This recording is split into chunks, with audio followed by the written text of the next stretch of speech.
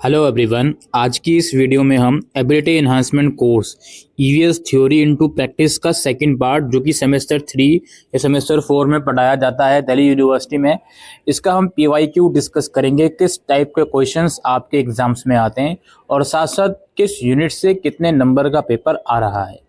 चलिए स्टार्ट करते हैं। सबसे पहले ब्रीफ में इसका सिलेबस डिस्कस कर लेते हैं। इसमें टोटल 3 यूनिट आपकी हैं। ये यूनिट 5 से इसलिए स्टार्ट हो रहा है क्योंकि शुरू की 4 यूनिट आपने फर्स्ट ईयर में यानी कि पार्ट 1 में ही पढ़ ली हैं। यूनिट 5 में क्या है? Global environmental issue and policies. जो ग्लोबल लेवल पर इन्वायरमेंट के जो अलग अलग प्रॉब्लम है, जिसमें ग्लोबल वार्मिंग हो गया, ओजोन लेयर डिप्लीशन हो गया, एसिड रेन हो गया, तो इनके बारे में आप पढ़ोगे। इनके कॉजेस और इनकी जो पॉलिसीज आई हैं इनको रिजॉल्व करने के लिए, वो सब चीज़ें आप इसमें पढ़ने वाले हो यूनिट 5 में। यूनिट 6 जो है वो आपका बायोडाइवर्सिटी से रिलेटेड है। बायोडाइवर्सिटी एंड कंजर्वेशन, यानी कि जो स्पीशीज़ होती हैं उनके बारे में आप लोगों को पढ़ना है, उनके टाइप्स वगैरह और किस तरीके से इनको सेव करा जा सकता है। और लास्ट वाली जो यूनिट है आपकी वो ह्यूमन कम्युनिटीज़ और इन्वायरमेंट।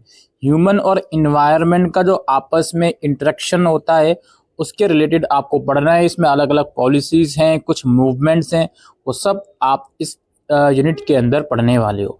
तो ये टोटल 3 यूनिट आपकी हैं इस सब्जेक्ट में। Now let's discuss the question paper. दोस्तों ये लेटेस्ट ही पेपर है मई जून 2024 सेशन का। ठीक है, रेगुलर और एसओएल का पैटर्न बिल्कुल सेम है। 30 नवंबर का आपका पेपर आएगा। टोटल 1 घंटे का आपका एग्जाम होगा। इंग्लिश या हिंदी में एग्जाम दीजिए।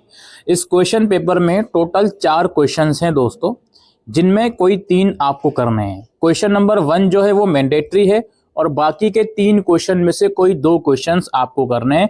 हर एक क्वेश्चन 10-10 मार्क्स का है। पेपर पूरा इंग्लिश में दीजिए या हिंदी में दीजिए। तो पहला क्वेश्चन हमारे पास है दोस्तों, इसके 2 पार्ट्स हैं। पार्ट ए में आपको ट्रू या फॉल्स बताना है। जैसे forest conservation act came into existence in the year 1960, या आपका cryopreservation is an example of ex situ conservation. ठीक, और इसके अलावा India has been divided into 5 recognizable biogeographical zone, और Asiatic lion is an example of invasive species in India. ठीक, और आप लोगों का है the national green tribunal was set up under the NGT act in the year 2010। तो true या false आप बता दो। ठीक है, फॉल्स कह रहे हो तो उसके जस्टिफिकेशन में आपको अपना आंसर देना होगा। ये ए पार्ट है जो 5 नंबर का है, क्वेश्चन नंबर 1 का, जो कि मैंडेटरी है।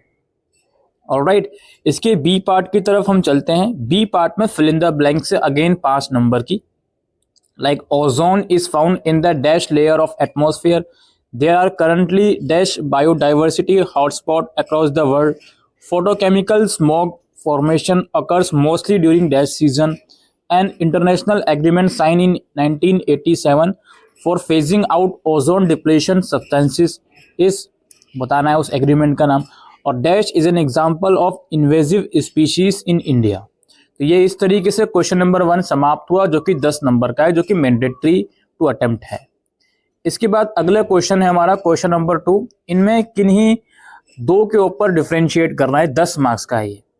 Kyoto protocol and Montreal protocol, इन दोनों के बीच जो भी डिफरेंशिएट है वो आपको बताना है। Montreal I think ozone layer से रिलेटेड है। ठीक, अच्छा, और इसमें है आपका invasive species and endemic species, और Chipko movement and Silent Valley movement. इन 3 में से किन्हीं 2 को डिफरेंशिएट करना है क्वेश्चन नंबर 2 में। इसके बाद क्वेश्चन नंबर 3 है, अगेन किन्हीं 2 के ऊपर शॉर्ट नोट लिखना है आपको। Environmental legislation in India, resettlement and rehabilitation of people affected by any development project, और clean energy alternatives to combat global warming। 3 में से किन्हीं 2 के ऊपर शॉर्ट नोट लिखना है। उसके बाद हमारी बारी आती है क्वेश्चन नंबर 4 की, जो कि लास्ट क्वेश्चन है। Let's move on. ये रहा। इसमें आपके 2 पार्ट्स हैं। Give a brief account of project tiger, ठीक है, और discuss the importance of the tiger as a flagship species for wild life conservation in India. यही 4 क्वेश्चन है दोस्तों। अच्छा, एक और पार्ट है, सॉरी, इसका क्वेश्चन नंबर 5, सॉरी।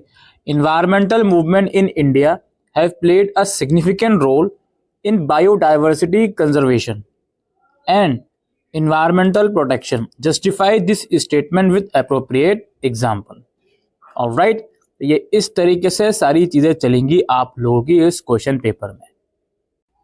और एक चीज़ शायद मैंने इसमें गलत बोल दी हो, क्वेश्चन नंबर 1 तो मैंडेटरी है ही, बाकी की 4 क्वेश्चंस में से कोई 2 आपको करना है। मैंने शायद 3 बोल दिया हो, तो उसके लिए आई एम रियली सॉरी। एक बार थोड़ा सा हम वेटेज समझने की कोशिश करते हैं। तो कुल मिलाकर अगर देखा जाए, पहला क्वेश्चन जो है जिसमें आपकी फिल इन द ब्लैंक्स और ट्रू फॉल्स था दोस्तों, वो क्वेश्चन में हर एक यूनिट में से क्वेश्चन बने हैं उस पर्टिकुलर क्वेश्चन में। चाहे आप ग्लोबल इन्वायरमेंट वाली यूनिट में से ले लो, ठीक है, ओजोन लेयर या और कुछ क्वेश्चंस, चाहे बायोडाइवर्सिटी में से ले लो आप, या फिर जो आपकी लास्ट वाली यूनिट है उसमें से ले लो। जो डिफरेंशिएट वाला क्वेश्चन था उसमें भी तीनों यूनिट में से क्वेश्चन बने हैं, चाहे वो क्योटो प्रोटोकॉल वाला हो, ठीक है, चाहे वो कोई सा एक्ट हो उसमें डिफरेंशिएशन हो, चाहे कुछ और हो, कोई मूवमेंट हो।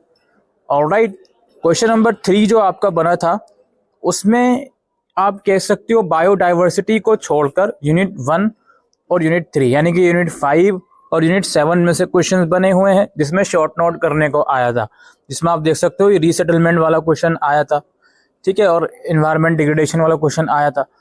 और जो आखिरी के 2 क्वेश्चन है उसमें जो सेकंड लास्ट क्वेश्चन था आपका क्वेश्चन नंबर 4, वो फुल फ्लेज क्वेश्चन आपका यूनिट 3 में से बना हुआ था। और लास्ट का जो क्वेश्चन है वो आप कह सकते हो थोड़ा इंटरलिंक था ह्यूमन मूवमेंट और बायोडाइवर्सिटी से, क्योंकि इसमें पूछा गया है कौन सी ऐसी मूवमेंट है जो बायोडाइवर्सिटी को बचाने के लिए मदद करती है। ऑलराइट, तो कुल मिलाकर अगर देखा जाए इक्वल वेटेज मैं कहूँगा हर एक यूनिट की, थोड़ा सा यूनिट 2 को मैं अपर हैंड दूंगा, यानी कि जो बायोडाइवर्सिटी वाली यूनिट है उसको। ऑलराइट, यही एक इम्पोर्टेंट चीज़ जो इस वीडियो के अंदर हम डिस्कस करने आए थे इन्वायरमेंटल साइंसेस के एग्जामिनेशन पैटर्न PYQ और ब्लूप्रिंट से रिलेटेड। Thank you.